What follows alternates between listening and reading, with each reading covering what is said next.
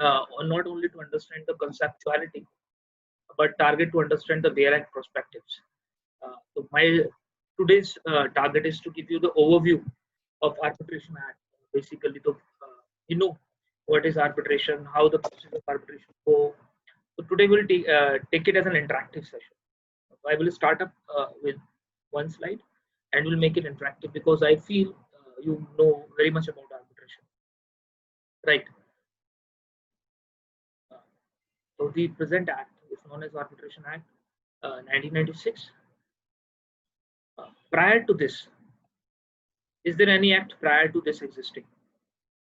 Answer is yes.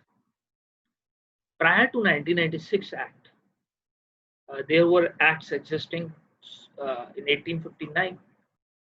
Our first act was 1859, which was amended in 1940, and thereafter the 1996 Act comes.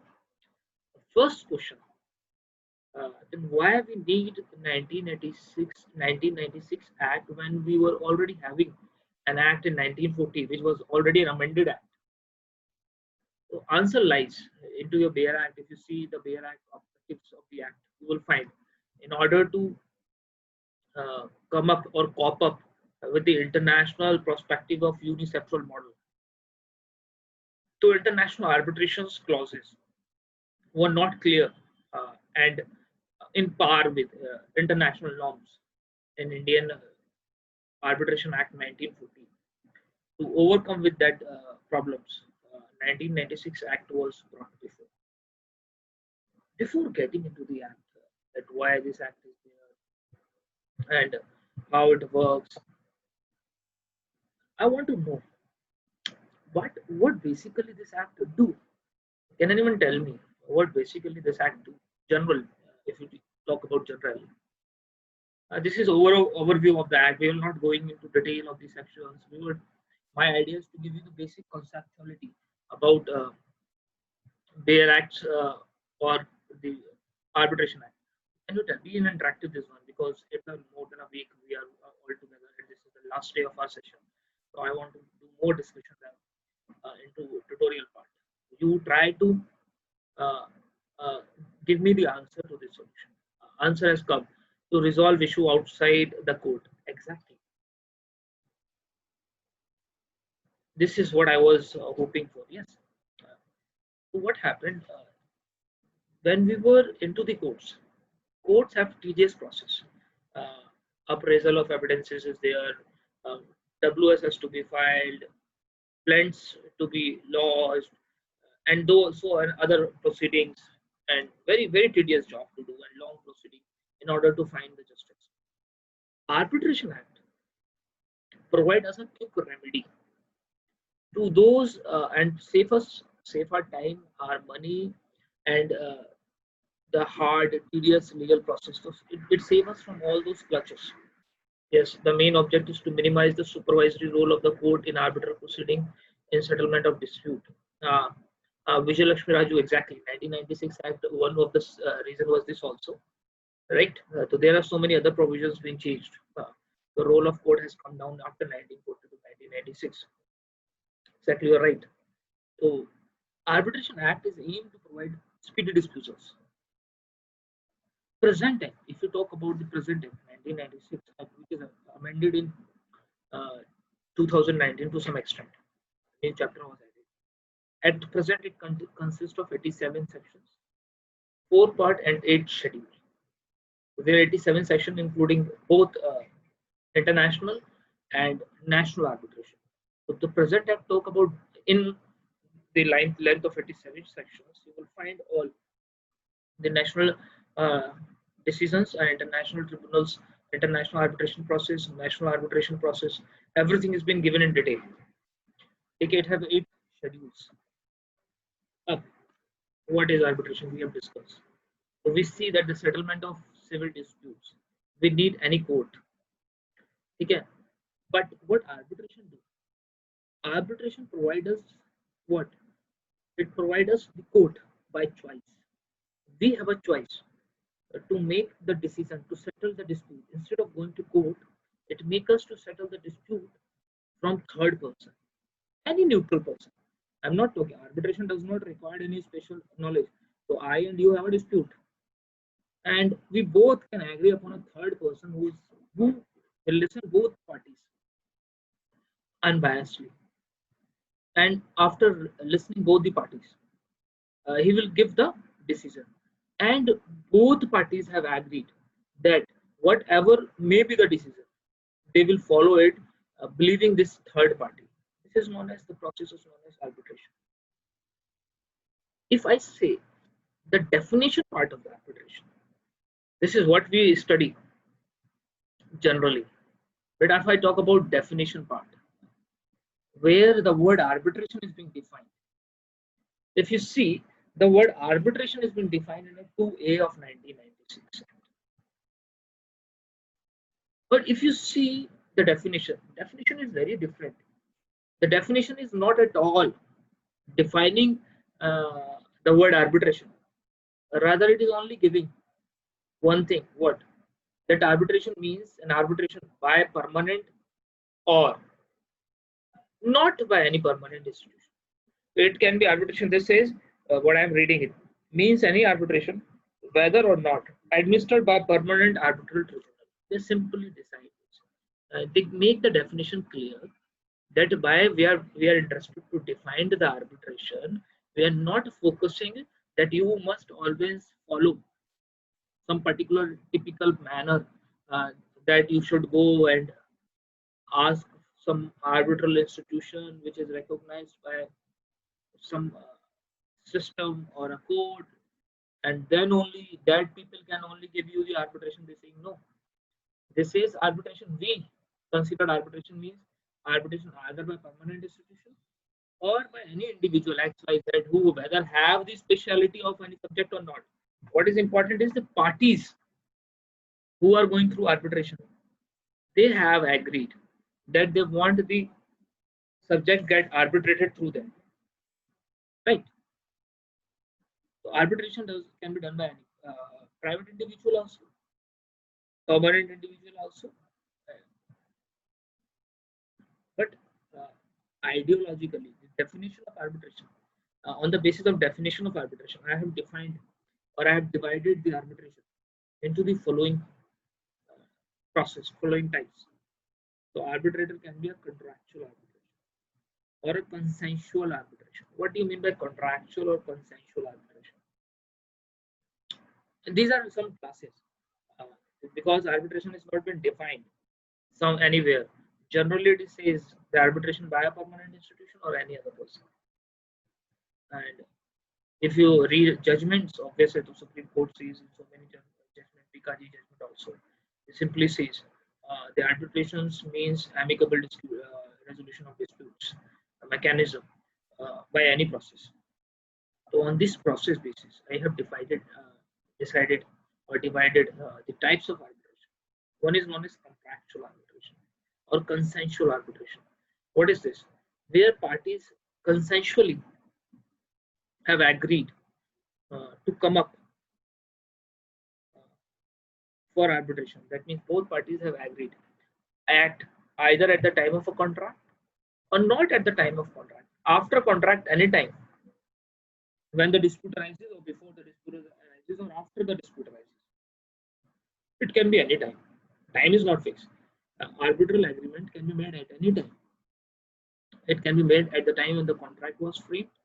It can be made when the contract was framed, but later on, it can be framed after the dispute has arises. It can be done anytime. But all these arbitral agreements or all these processes which are done on the basis of contracts, they are known as consensual or contractual arbitration. Another is a statutory arbitration. What do you mean by statutory arbitration?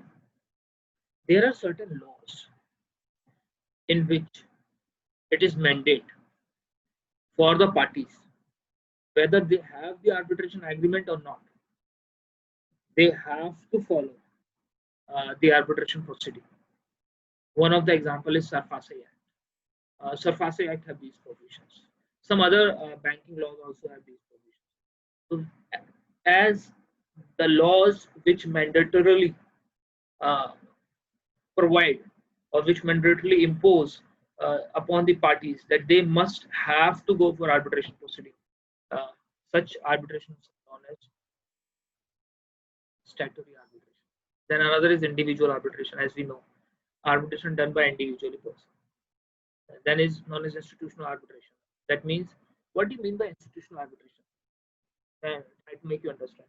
There are some permanent institutes who are specialized in doing this process of arbitration.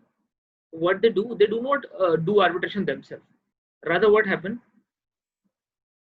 They have expertise with them, and the parties in dispute reach to these institutions and seek that we are not able to find the arbitration. Please make our arbitration arranged. And these institutions arrange their arbitration proceedings through some their expertise. They are known as institutional arbitrations, right? General view. Another is domestic arbitration. Can you tell me? Anyone can tell me domestic arbitration. This is very good. Can you tell me what is domestic arbitration, please? Make it more lively this session. No, you make this session more lively, please. देखिए, domestic arbitration. Some people, how many people believe that domestic arbitration means arbitration done within India? Domestic arbitration, an arbitration done within India. How many people believe that domestic arbitration, if I talk about India, let it be in India, in respect of Vijay Laxmi, exactly, you're right. But for right now, we'll take an example of India. So suppose it's in India. What in regard to India, what can be the domestic arbitration? The arbitration done within India, right? So suppose Mr. A, who is resident of Mumbai, and Mr. B, who is a resident of Delhi, have a contract with each other and also have an arbitration clause into that contract, right? And the dispute arises. They want to go for arbitration. And in that clause, they have written that the arbitration will be done in Singapore. And they both agree. Arbitration was done in Singapore. What is the nature of arbitration? Domestic or international?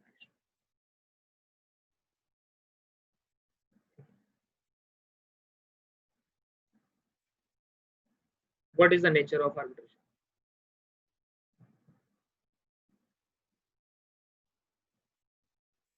International. Any more? Singha Chandra International. Anyone else? Vijay Lakshmi ji. International. Ayush International, obviously. Anyone else? Meena International. Anyone else? Exactly. Try to understand. The nature of arbitration is not international. This is the word we never understand.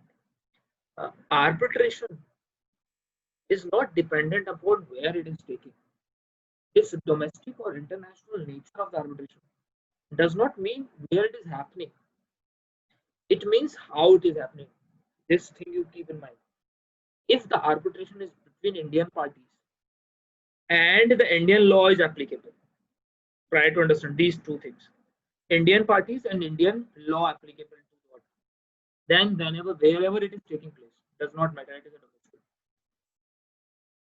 And similarly, let me take one more example. Suppose A live in Mumbai, B in Singapore, resident of Singapore. They have a contract, dispute arises, and they have an arbitration agreement that the dispute will be resolved at Delhi court. Delhi. The arbitration is going in Delhi. What is the nature of arbitration now? What is the nature of arbitration now? The nature is now international. Try to understand. Arbitration is taking in India or out of India, it doesn't matter. If arbitration is between Indian parties with Indian law, it is domestic. If arbitration is between a party in which one of the parties is that is not Indian. Any party, so out of two parties, even a one party is not Indian. Or parties are Indian, but law is international. Then wherever it is taking place, whether in India or outside India, the arbitration will be considered as international arbitration. And I guess yes, both अलग है. ये तो लोग हमेशा domestic arbitration or international arbitration को we get confused, and we find that in domestic arbitration which is happening in India, or international arbitration which is happening outside India. But basically, this is not the reality. Domestic arbitrations are both those arbitration in which Indian parties and Indian law is applicable. And domestic arbitrations are those arbitration in which Indian laws applicable upon Indian parties wherever they is happening, whether in India or outside of India. Okay, exactly. If the law is Indian and the parties are also Indian, but suppose parties are international, law Indian, still international arbitration. Parties Indian, law international, is still international arbitration, or parties are international, obviously. So it is dependent upon the subject matter, the law applicable upon the subject matter, and the parties, which decide the nature of arbitration, right?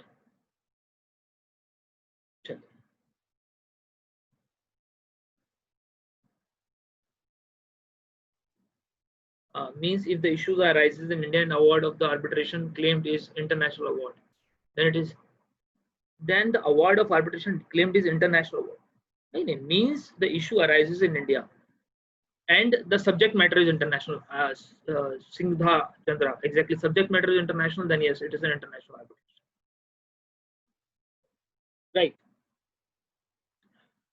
Next, how this arbitration is being done? So basically, arbitration is done with arbitral tribunals. So next question rises: what do you mean by arbitral tribunals? Where they are, where they exist? Yeah, NGT and NGT type का है कुछ? Is it like NGT and everything? Ayushi only when both laws are party and parties are Indian. The arbitration is domestic. Exactly, right. Next question is this: arbitration tribunal. How these arbitration tribunals are framed? Do they have any area where they are being framed or anything? Try to understand. The word arbitration tribunal does not mean that something has been created by law and there exists some code and which is known as tribunal. No. The parties, the person whom the party appoint to resolve their dispute, the person to whom the party, that is known as arbitrator, okay, is known as arbitral tribunal. Why it is called arbitral tribunal? Because it can be sole, single individual, or it can be more than single, but it should not be even in number. Okay, so arbitral tribunal cannot be even in number.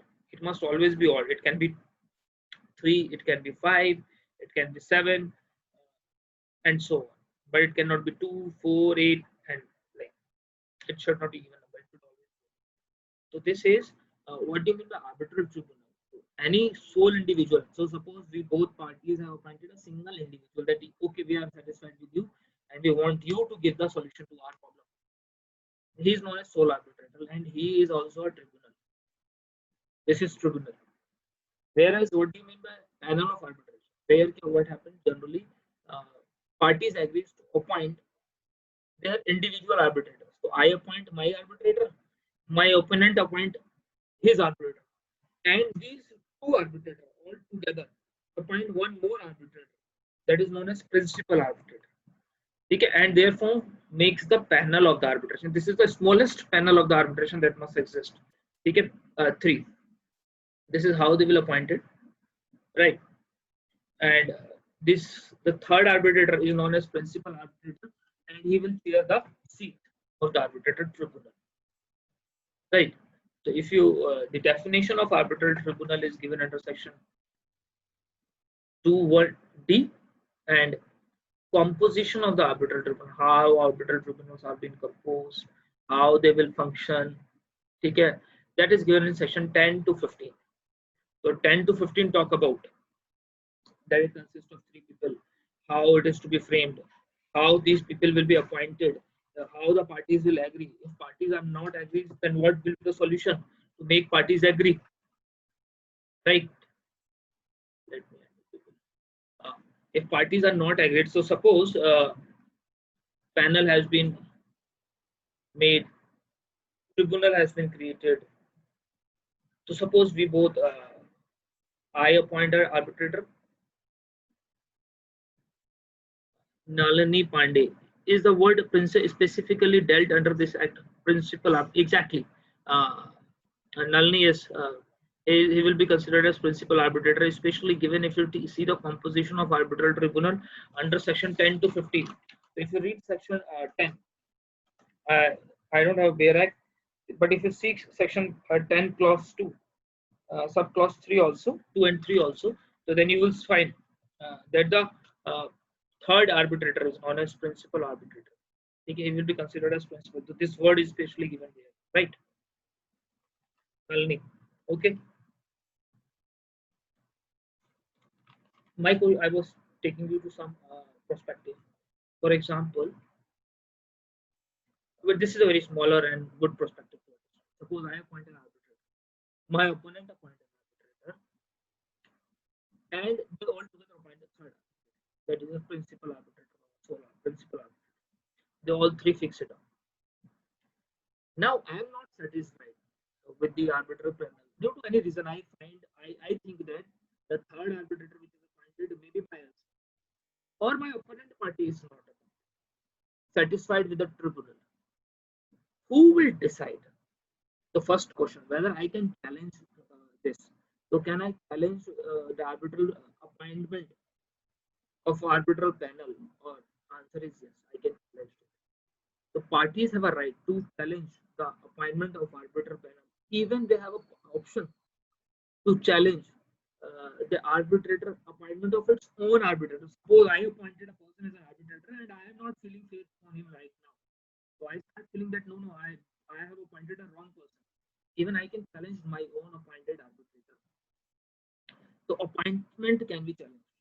But question is before who? That is important. So arbitral tribunals will be made by the parties. These tribunals appointments, these tribunals can be challenged.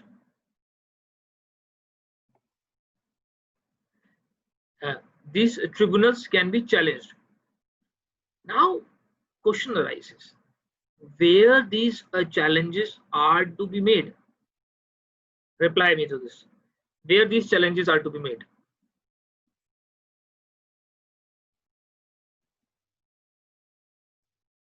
Tell me.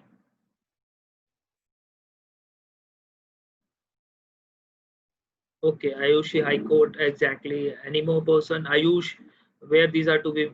Vedavali, Raila, and there Shabnam is there, Tarannum is there. There are so many people. I have acquainted with the name of you people all. Okay, Vijay Lakshmi is there. There are so many other people whom I have got acquainted. Abhishek is there. Archana is there. Try to understand. This is the peculiarity of Arbitration Act. Section 16 give a special. So normally, if you see in general provisions, general law, if you see, no judge can be a judge in his own cause. We know this. No judge can be a judge in his own cause. Right? We know this, no? But Section 16 is an exception to this provision. And the challenge of this arbitral tribunal appointment, then appointment will be challenged before the arbitral tribunal itself. Section 16 isn't just an exception to the general law, and this panel provision or appointment will be challenged before the panel only. Right? This is known as doctrine of I have been given this doctrine of competence. Okay. This is known as doctrine of competence. Uh, it is also known as COMPETENC, competence. But I have used the Latin word competence. Okay. This is a very peculiar provision available under Arbitration Act. So this tribunal per se itself will decide that yes, whether I have a jurisdiction or not. And suppose the court decide, the tribunal decide that I have a jurisdiction. Can we go in appeal against these orders? Answer is no. They are final. If tribunal decided that I have a jurisdiction, there is no appeal. Yeah, no doubt the arbitral awards can be, the arbitral awards given by such tribunals can later on be challenged under section 34. That is a very different perspective. But this decision per se cannot be. Okay. While the tribunals do their proceeding, they have to follow certain proceedings, certain manners. So what these are to do? These are the grounds which are given how the proceedings of the tribunal must be conducted. So section 18, 19, 20, 22, 23, 24, 25, 43, even 21. These all talks about. So I have just bring out all together to give you the view that where you will find these. The one is that the tribunal will treat all persons equally. Second, the manner of proceeding fixed by whom? Okay.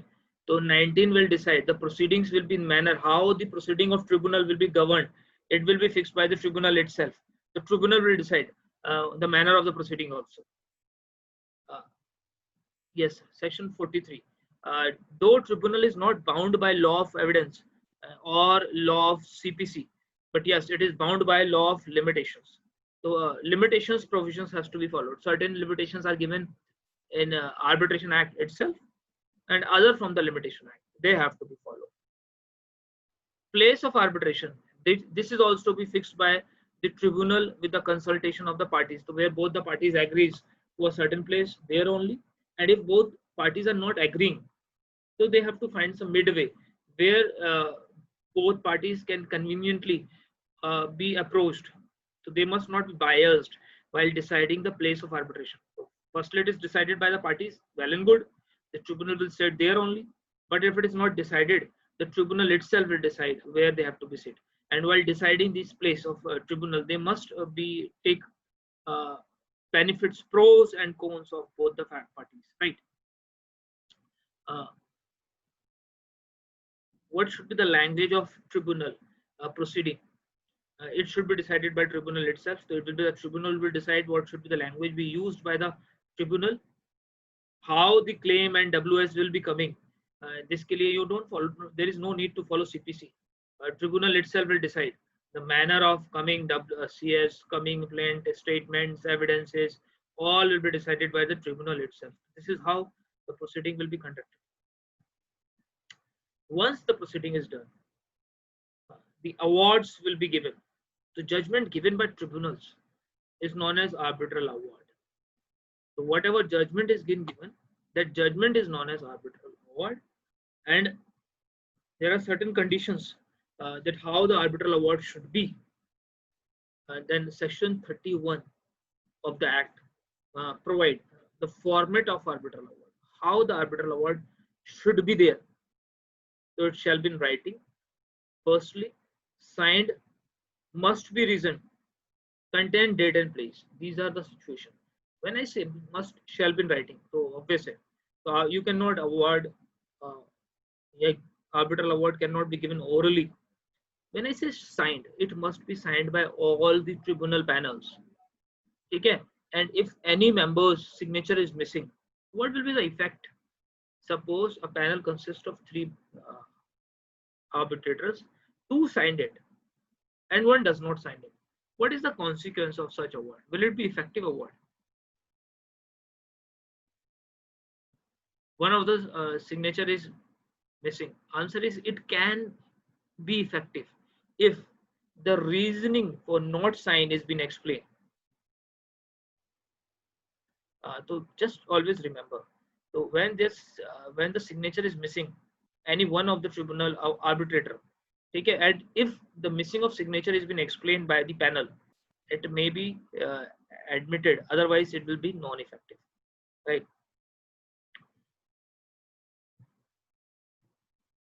What is important is this: these two sections, 34, and I have not written 37. You will edit that together. These two sections you must read. These are the most important sections which will be used while you're practicing. So section 24 provides the review provisions, or I will say the conditions in which you can go and ask whether the arbitral award is right or not. Okay, but this to be done in within 3 months. Okay, but this can be condoned after 30 days or so. So 34 ke andar there are the list to set aside the arbitral award. If you want to set aside the arbitral award, the situations are given, and these situations are mandatory situations. They are the fixed situation. So section 34 is shows the limited scope of the court. Then you can go to court and set aside, and you can go in court for asking for a set aside award. But there are certain conditions. Only those conditions, only on those conditions you are allowed to go into the court and ask for the set aside of the arbitral award. And that conditions are given in the section 34. Obviously, I will not go into that conditions because I will keep this half an hour for so many questions people have been asking to me. Now you can ask me question. So this is the basic of overview of article, overview of Arbitration Act. Hopefully this was a little helpful to you. Being the last class, I'm not ending up obviously. First of all, concept is, sir, res judicata concept applicable on arbitral award or not? Answer is yes. The res judicata applies upon arbitration award, but writ jurisdiction does not apply upon arbitration award. Right. I will be sharing my PPT. Don't worry. Let me take some questions which has been asked by Ayush. Has given me the questions. Right. So he have mailed me a questions. I'm taking certain questions which Ayush has mailed me. But issue is this: I will not be dealing with all the questions because we will be dealing with the questions which are being in our webinar series, part of webinar series. But let me take the questions which are coming here. Sir, does res judicata applicable on orders? Nalini, do res judicata applies upon order? Answer is yes. It applies upon orders. It applies upon decree. Important is this: it applies upon issues. Important is this: the issue dealt by the order is finally decided. So there are certain orders which decide a particular issue finally. If the issue has been decided finally by a particular order, then yes, the concept of res judicata will be applicable. Ayushi, sir, when will you send the recording of all the recordings and your certificate and everything? So from very first webinar till today's webinar, recording will be available to you from tomorrow morning for next 3 days. After 3 days, it will be removed. To be removed it because obviously you people have paid it. Not everybody has paid it. To be does not make it public. We make it listed, and it is available. These will be available to you only for 3 to 4 days only, so that you can go for revision. So it will be available from tomorrow morning. You will be getting the links till next 3 days, and you will also be getting your this webinar certificates by tomorrow morning or evening, right? So let me take the questions which Ayush has asked, right? And after that you people can ask. So I'm taking the questions of Ayush first. Then you can ask me. Right.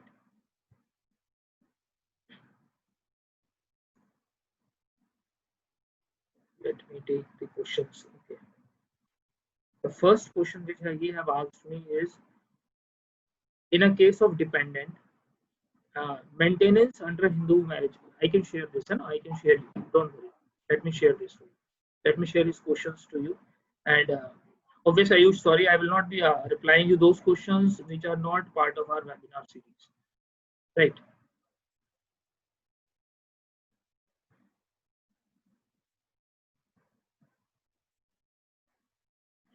Share. So you're getting this, or you people can see my mail. Am I right? You can people see my mail, right? Yes or no?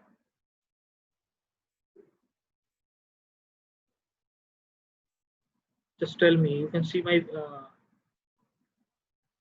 these mail questions. Yes.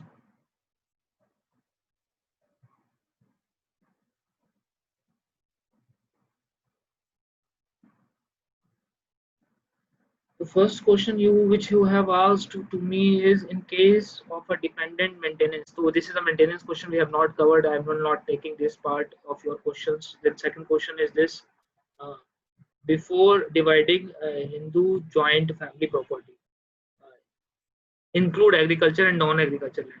Whether before division the deduction is to be made for liability that person of that property. First of all, try to understand joint Hindu family property. If it is an agriculture land, the division will not be governed by how? The division will not be governed by one thing that is known as joint Hindu family property. The division will not be governed by joint Hindu family property. Rather, the division will be governed by uh, Hindu agriculture law. Okay, and in that there is no reduction, right? Second, Section 22 of Hindu Succession Act. We have not covered Hindu Succession Act. I will not take this question. Uh, can, on basis of unsoundness of mind, person disqualified from taking property in succession? My answer to this, though this is not covered, but answer is no. He is not disqualified. Bimari cannot disqualify you to take the property in succession. If you are suffering from any disease, you are still eligible. Next question is under Muslim law, agricultural property how distributed in Muslim law, whether it is Hindu or Muslim. Agriculture property is distributed as per local laws. So if you are from UP ZLR Act will apply. If you are from Madhya Pradesh local Zamindari Evolution Act will apply, and so on. Under Muslim law, who are distant kinder. The list has been given, Ayush, of a distant kinder. So there is a complete list of distant kinder. I can share with you that thing, right? So we can share the this evidence. May you have asked me a question.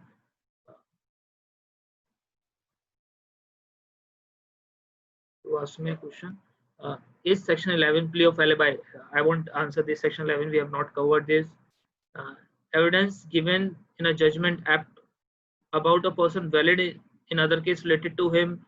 Answer is no. I will not give the complete answer, but the answer to this question is no, not applicable. Right? Depend upon the cases. Previous judgments are not relevant. Can opinion of expert become a fact and issue? Answer is no. Opinion of laws are not fact and issues. Rahila, I will. Those who want to ask question verbally can raise their question. I will give them answer. So Rahila, I will give you answer after this. Don't worry. Next question is a personal communication between husband and wife can be asked by court to tell in a case. Answer is no, it cannot be asked. But we have not covered this issue. But it is a privileged communication. Court is not allowed to ask this question. And then, if chief saw a husband killing wife, can he come up to give evidence? And thereafter, yes, he can come and give the evidence. Okay, don't worry. Section 157, formal statement of witness. Under Section 157 of CRPC, I think, or CPC, I don't know. Under Section 157, which 157? Formal statements of witness in case of corroboration of some other cases against him in CPC. Corroboration, you are talking about Indian Evidence Act. Obviously, corroboration can be done in CPC or CRPC. Allowed. Okay.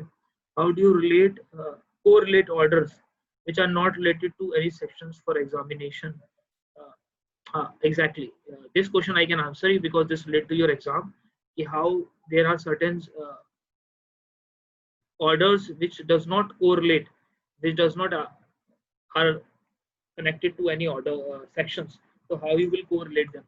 So try to understand when you are reading CPC, there are certain orders which you need not to study at all.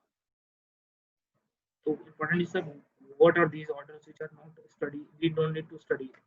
So the orders which does not relate to your sections, please do not study them for the purpose of judiciary examination. This is my first answer. Second answer, how I will, sir,